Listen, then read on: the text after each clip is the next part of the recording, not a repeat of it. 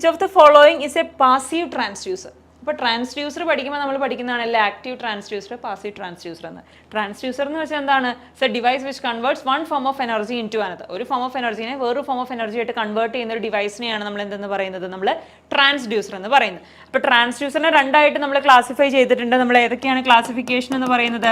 Active ട്രാൻസ്ഡ്യൂസറും അതുപോലെ തന്നെ ഏതാണ് വരുന്നത്? പാസീവ് ട്രാൻസ്ഡ്യൂസറും അല്ലേ? Active and passive transducer. അപ്പോൾ ആക്റ്റീവ് ട്രാൻസ്ഡ്യൂസർ എന്ന് എന്താണ്? ഇത് ശരിക്കും ഒരു സെൽഫ് ജനറേറ്റിംഗ് ട്രാൻസ്ഡ്യൂസർ ആണല്ലേ. അതായത് സെൽഫ് ജനറേറ്റിംഗ് ട്രാൻസ്ഡ്യൂസർ എന്നാണ് നമ്മൾ എന്തിനെ പറയുന്നത്? ഈ ആക്റ്റീവ് ട്രാൻസ്ഡ്യൂസറിനെ നമ്മൾ വിളിക്കുന്നത്. കാരണം എന്താണ്? അതിൻ്റെ എനർജി കൺവേർഷന് വേണ്ടിയിട്ട്, എനർജീനെ ഒരു ഫോമിൽ നിന്ന് വേറൊരു ഫോമിലോട്ട് കൺവേർട്ട് ചെയ്യാൻ വേണ്ടിയിട്ട് അതിനൊരു എക്സ്റ്റേണൽ സപ്ലൈയുടെ ആവശ്യമില്ല അല്ലേ. No external supply is needed. അതിനെയാണ് നമ്മൾ ആക്റ്റീവ് ട്രാൻസ്ഡ്യൂസർ എന്ന് പറയുന്നത്. പക്ഷേ പാസീവ് ട്രാൻസ്ഡ്യൂസർ എന്ന് പറയുന്നത് എന്താണ്? ദാറ്റ് ഈസ് അതിന് നമ്മുടെ ഈ എനർജി കൺവേർഷൻ നടത്തണമെങ്കിൽ അതിനൊരു എക്സ്റ്റേണൽ പവർ സപ്ലൈയുടെ ആവശ്യമുണ്ട്. അതിനെയാണ് നമ്മൾ എന്തെന്ന് പറയുന്നത്? ആക്റ്റീവ് ട്രാൻസ്ഡ്യൂസർ എന്ന് പറയുന്നത്. That is external power supply is needed. ആ ഒരു ബേസിസിലാണ് നമ്മൾ ആക്റ്റീവ് ആൻഡ് പാസീവ് ട്രാൻസ്ഡ്യൂസറിനെ നമ്മൾ ക്ലാസിഫൈ ചെയ്തിരിക്കുന്നത്. സോ ഇവിടെ നമ്മൾ നോക്കുമ്പോൾ ഇപ്പോൾ തെർമോകപ്പിൾ എടുത്താലും അതുപോലെ തന്നെ PV സെൽ എടുത്താലും പീസോ ഇലക്ട്രിക് ക്രിസ്റ്റൽ എടുത്താലും അവിടെ നമ്മൾ വേറെ ഒരു പവർ അല്ലെങ്കിൽ ഒരു വോൾട്ടേജ് സോഴ്സിൻ്റെ ആവശ്യം നമുക്ക് അവിടെ വരുന്നില്ല അല്ലേ. അതൊക്കെ സെൽഫ് ജനറേറ്റിംഗ് ഡിവൈസസ് ആണ്. സോ ഇതെല്ലാം എന്തായിരിക്കും? തെർമോകപ്പിൾ ആയാലും PV സെല്ലായാലും പീസോ ഇലക്ട്രിക് ക്രിസ്റ്റൽ ആയാലും they are all active transducers അല്ലെങ്കിൽ സെൽഫ് ജനറേറ്റിംഗ് ട്രാൻസ്ഡ്യൂസേഴ്സ് ആണ്. സോ പാസീവ് ട്രാൻസ്ഡ്യൂസർ എന്ന് പറയുന്നത് എന്തായിരിക്കും? ലീനിയർ പൊട്ടൻഷ്യോമീറ്റർ ആയിരിക്കും. അതിനൊരു എക്സ്റ്റേണൽ വോൾട്ടേജ് സോഴ്സിൻ്റെ റിക്വയർമെന്റ് ഉണ്ട് എനർജി കൺവേർഷൻ നടത്താൻ വേണ്ടിയിട്ട്. സോ നമ്മുടെ ആൻസർ എന്ന് പറയുന്നത് ഓപ്ഷൻ എ ആയിരിക്കും. Okay, next question. In LVDT the secondary windings are connected. LVDT എന്ന് പറഞ്ഞാൽ അതിന്റെ ഫുൾ ഫോം എന്താണ്? ലീനിയർ വോൾട്ടേജ് ഡിഫറൻഷ്യൽ ട്രാൻസ്ഫോമർ അല്ലേ. Linear voltage differential transformer.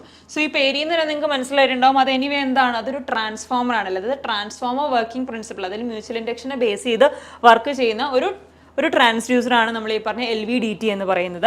അത് നമ്മൾ ഈ ഡിസ്പ്ലേസ്മെന്റ് മെഷർ ചെയ്യാൻ വേണ്ടിയിട്ടാണ് നമ്മൾ മെയിനായിട്ട് യൂസ് ചെയ്യുന്നത്. അത് ഡിസ്പ്ലേസ്മെന്റിനെ എന്തായിട്ട് മാറ്റും? ഒരു വോൾട്ടേജ് ആയിട്ട് അതിനെ കൺവേർട്ട് ചെയ്യും. ഏത്? ഈ LVDT എന്ന് പറയുന്ന transducer.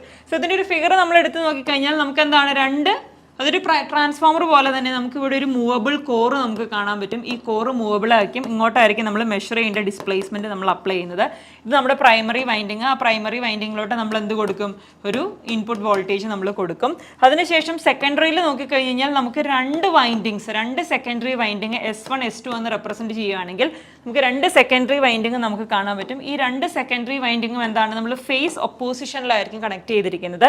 So ES1 is the voltage induced across secondary winding S1 and ES2 voltage across secondary winding S2 ആണെങ്കിൽ നെറ്റ് വോൾട്ടേജ് ഒപ്പോസിഷനിലായതുകൊണ്ട് എന്ത് പറ്റും? നമുക്കറിയാം നെറ്റ് വോൾട്ടേജ് എന്ന് പറയുന്നത് ES1 മൈനസ് ES2 ആയിരിക്കും. ഓക്കെ, അപ്പോൾ നമ്മളിങ്ങനെ സെക്കൻഡറി വൈൻഡിങ് രണ്ട് ഫേസ് ഒപ്പോസിഷനിലായിരിക്കും കണക്ട് ചെയ്തിരിക്കുന്നത്. ഇപ്പോൾ ഈ ഡിസ്പ്ലേസ്മെന്റിന്റെ വാല്യൂ 0 ആണ്. അല്ലെങ്കിൽ നമ്മൾ ഈ പറഞ്ഞ ഈ ഒരു മൂവബിൾ കോർ എന്ന് പറയുന്നത് ട്രാൻസ്ഫോമറിന്റെ മൂവബിൾ കോർ എന്ന് പറയുന്ന നൾ പൊസിഷനിലാണ്. നൾ പൊസിഷൻ എന്ന് പറയുമ്പോൾ ഡിസ്പ്ലേസ്മെന്റ് ഇല്ലാത്ത കേസിലായിരിക്കുമല്ലോ. സോ നൾ പൊസിഷൻ ആണെങ്കിൽ എന്ത് സംഭവിക്കും? നമ്മുടെ ഈ പ്രൈമറി പ്രൊഡ്യൂസ് ചെയ്യുന്ന ഫ്ലക്സ് എന്ന് പറയുന്നത് നമ്മൾ രണ്ട് സെക്കൻഡറിയിലും S1 ആയാലും S2 ആയാലും രണ്ടിലും ലിങ്ക് ചെയ്യുന്ന ഫ്ലക്സ് എന്ന് പറയുന്നത് സെയിം ആയിരിക്കും. സോ ES1ന്റെയും ES2ന്റെയും ഇപ്പം നൾ പൊസിഷൻ ആണ്. നൾ പൊസിഷൻ എന്ന് പറയുമ്പോൾ ഡിസ്പ്ലേസ്മെന്റിന്റെ വാല്യൂ 0 ആയിരിക്കും. സോ ES1ഉം ES2ന്റെയും വാല്യൂ ഈക്വൽ ആയിരിക്കും. സോ നമ്മുടെ നെറ്റ് ഔട്ട്പുട്ട് വോൾട്ടേജ് എന്ന് പറയുന്നത് എന്തായിരിക്കും? E0 എന്ന് പറയുന്നത് ES1 മൈനസ് ES2 ആയിരിക്കും അല്ലേ. ദാറ്റ് ഈസ് 0 ആയിരിക്കും, കാരണം രണ്ടും ഈക്വൽ ആയതുകൊണ്ട്. ഇനി എന്താണ്? ഇപ്പൊ ഈ കോർ എന്ന് പറയുന്നത് ലെഫ്റ്റിലോട്ട് കുറച്ച് മൂവ് ചെയ്യാന്ന് വെച്ചോ. അതായത് ഡിസ്പ്ലേസ്മെന്റ് ടുവേഴ്സ് ലെഫ്റ്റ് വരുവാന്ന് വെച്ചോ. അപ്പോൾ ലെഫ്റ്റിലോട്ട് ഒരു ഡിസ്പ്ലേസ്മെന്റ് വന്നു കഴിഞ്ഞാൽ കോർ ഇങ്ങോട്ട് മൂവ് ചെയ്യൂലേ. കോർ ഇങ്ങോട്ട് മൂവ് ചെയ്യുമ്പോൾ എന്ത് സംഭവിക്കും? S1ഉമായിട്ടുള്ള ഫ്ലെക്സ് ലിങ്കേജ് കൂടൂലേ. കാരണം കോറ് കൂടുതലും ഈ സൈഡിലോട്ടാണ് വരുന്നത്. സോ എന്ത് സംഭവിക്കും? ES1 എന്ന് പറയുന്നത് ഗ്രേറ്റർ ദാൻ ES2 ആയിരിക്കും. സോ നമ്മുടെ നെറ്റ് വോൾട്ടേജ് എന്ന് പറയുന്നത് എന്തായിരിക്കും? പോസിറ്റീവ് ആയിരിക്കും. ഇനിയല്ല, ഡിസ്പ്ലേസ്മെന്റ് എന്ന് പറയുന്നത് ടുവേഴ്സ് റൈറ്റ് ആണെന്ന് വിചാരിച്ചു. ഡിസ്പ്ലേസ്മെന്റ് ടുവേഴ്സ് റൈറ്റ് ആണെങ്കിൽ മൂവബിൾ കോർ റൈറ്റിലോട്ട് മൂവ് ചെയ്യും. റൈറ്റിലോട്ട് മൂവ് ചെയ്യുമ്പോൾ നമുക്ക് എന്ത് പറയാൻ പറ്റും? ES2 എന്ന് പറയുന്നത് ES1നേക്കാളും ഗ്രേറ്റർ ആയിരിക്കും അല്ലേ. അങ്ങനെയാകുമ്പോൾ net output voltage ES1 minus ES2 എന്ന് പറയുന്നത് എന്തായിരിക്കും? നെഗറ്റീവ് വാല്യൂ ആയിരിക്കും അല്ലേ.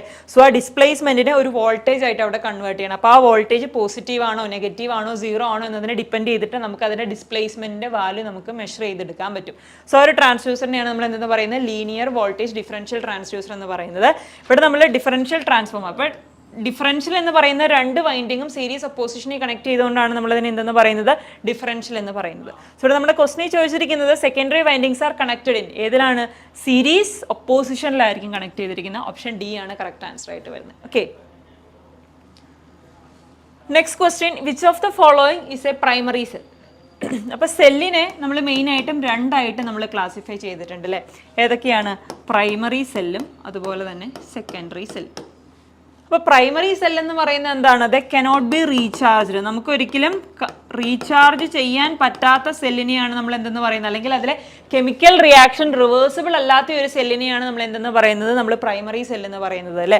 ഫോർ എക്സാമ്പിൾ നമ്മുടെ ഡ്രൈ സെൽ ആയിക്കോട്ടെ, അതുപോലെ തന്നെ നമ്മുടെ ഡാനിയൽ സെൽ ആയിക്കോട്ടെ, ഇതെല്ലാം എന്തിന് എക്സാമ്പിളാണ്, നമ്മുടെ പ്രൈമറി സെല്ലിന് എക്സാമ്പിളാണ്. അതായത് ഒരു യൂസ് ആൻഡ് ത്രോ ടൈപ്പ് സെല്ലാണ് പ്രൈമറി സെൽ എന്ന് വെച്ചാൽ. വൺസ് നമ്മൾ യൂസ് ചെയ്ത് കഴിഞ്ഞ് കഴിഞ്ഞാൽ പിന്നെ അതിനെ ത്രോ ചെയ്യാന്നുള്ളൊരു ഓപ്ഷൻ മാത്രമേ നമുക്ക് അവിടെ ഉള്ളൂ. പിന്നെ നമുക്ക് റീയൂസ് പറ്റില്ല, വീണ്ടും നമുക്ക് റീചാർജ് ചെയ്ത് അതിനെ യൂസ് ചെയ്യാനുള്ള ഒരു ഓപ്ഷൻ ഏത് കേസിലുള്ള, പ്രൈമറി സെല്ലിൻ്റെ കേസിൽ നമുക്ക് വരുന്നില്ല.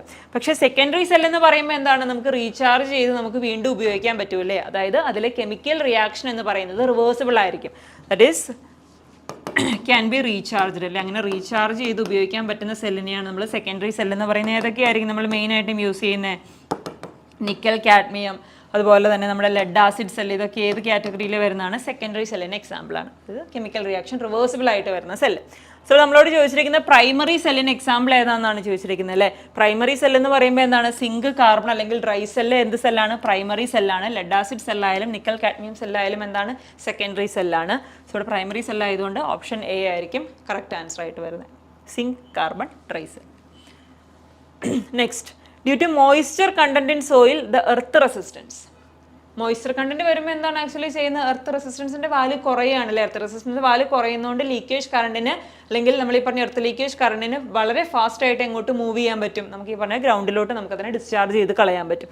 സോ മോയ്സ്ചർ കണ്ടന്റ് വരുമ്പോൾ എന്ത് സംഭവിക്കും, എർത്തിന്റെ റെസിസ്റ്റൻസ് എന്ത് സംഭവിക്കും, ഡിക്രീസ് ചെയ്യും. അതിന് വേണ്ടിയിട്ടാണല്ലോ നമ്മൾ ഈ എർത്തിങ് പിറ്റിലൊക്കെ നമ്മൾ വാട്ടർ ഒഴിച്ചു കൊടുക്കുന്നത്. അപ്പോൾ എന്ത് സംഭവിക്കും, അത് മോയ്സ്ചർ കണ്ടന്റ് വരുമ്പോൾ അതിൻ്റെ റെസിസ്റ്റൻസ് കുറഞ്ഞ് നമുക്ക് ഫോൾട്ട് കറണ്ട് അല്ലെങ്കിൽ ഈ പറഞ്ഞ പോലെ ലീക്കേജ് കറണ്ടിന് നമുക്ക് സഡൻ ആയിട്ട് നമുക്ക് എർത്തിലേക്ക് ഡിസ്ചാർജ് ചെയ്യാൻ പറ്റും.